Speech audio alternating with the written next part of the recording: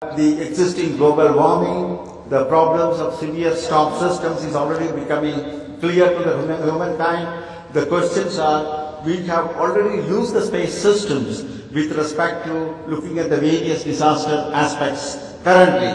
And areas like flooding, drought management, one can see, put here, what kind of number of people are affected annually with respect to these kind of flood cyclones or drought or earthquake and landslides and forest fires. One can see the large problem that is there looming on the earth, humankind with respect to these kind of disasters and the number of people that are affected.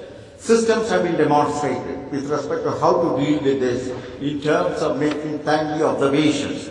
But if one looks into the efficacy and the efficiency of these kind of systems, obviously the timeliness and the appropriateness of the data is still, there is a fairly large gap. So you have inadequate resources in the space. Most of them are with respect to using the existing remote sensing satellites.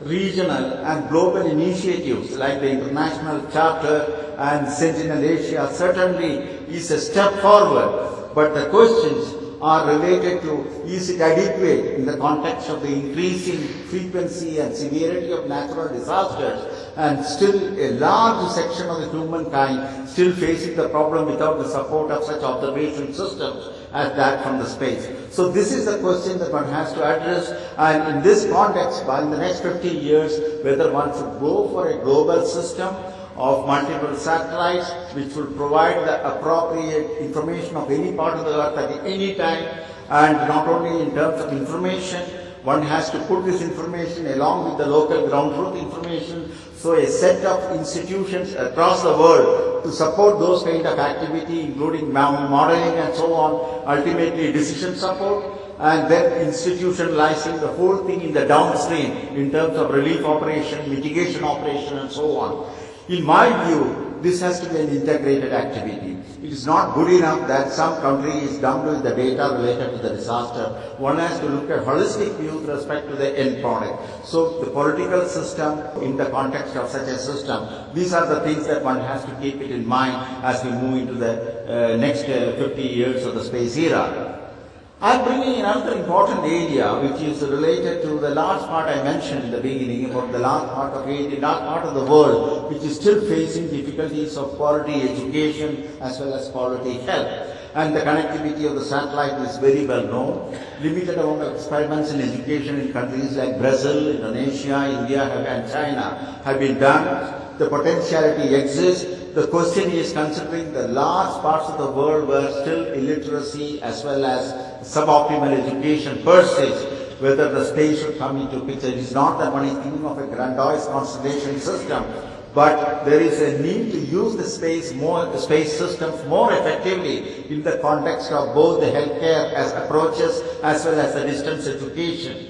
So it is here that there is a suggestion whether all the space agencies should get together to look into these two areas, and whether whether satellites could be earmarked with respect to their capacity for supporting these kind of activities in countries that need them, and the type of resources that some of the developed countries and some other countries could provide for, and thereby create an institutional and a systemic approach to deal with the questions of education and healthcare using satellite. So this is an area one could do pilot experiments to start with. We ourselves were the beneficiary of a pilot experiment when we had a satellite from NASA. And so we started with that kind of a thing.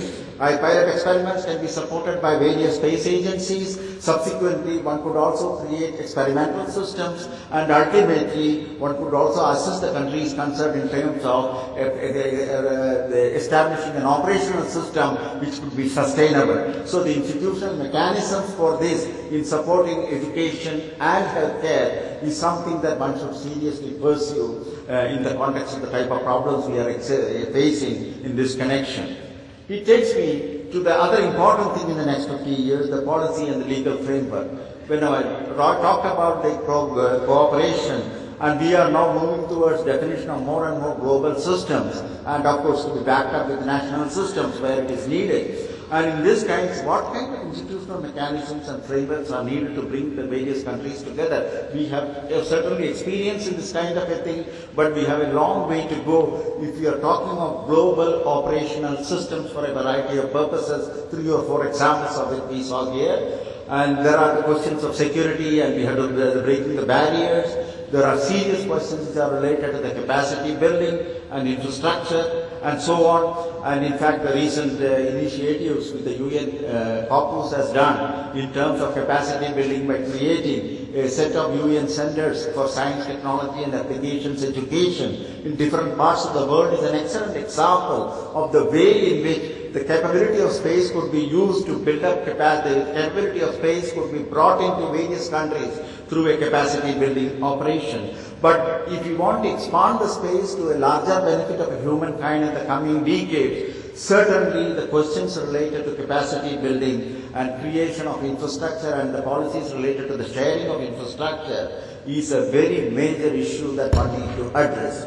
In sum and substance, I would like to conclude by saying that we need to now look at it, of course, on the global observation systems, global, regional, local and in situ observations, predictions and integrated modeling, and of course one talks of outreach in terms of the various requirements of like education as well as healthcare. In the next 50 years, the vantage point of space will assume greater significance to understand the Earth as a system, as a total system, and thus enable better management of the unprecedented scale of changes induced by anthropogenic activities.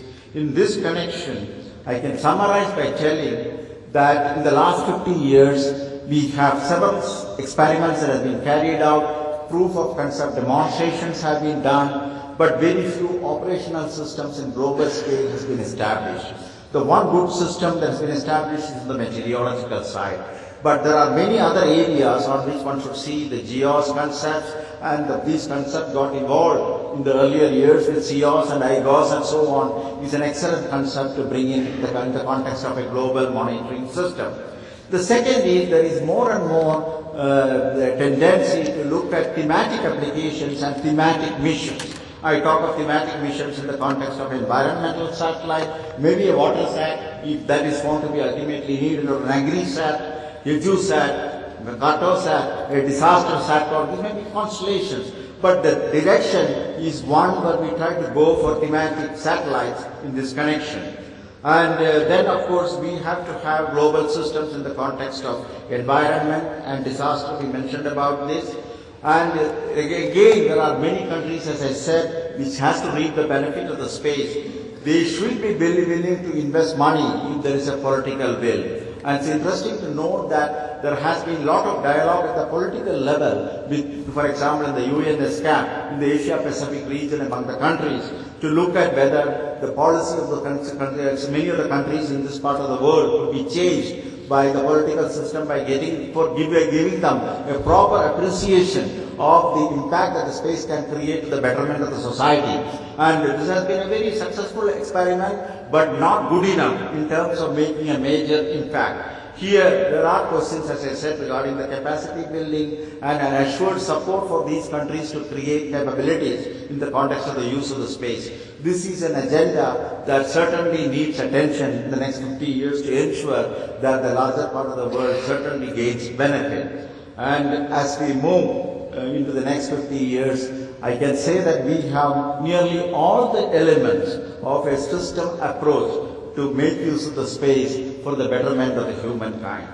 The point is whether we have the same courage of conviction to take it to the next steps of expansion and the consolidation, even as we fill in the gaps in the various requirements, even as we establish global systems and also fine-tune the existing system. Looking at the type of enthusiasm, the type of dynamism, and the type of vibrancy that exists among the community, I think this challenge will be successfully met in the next 50 years. Thank you.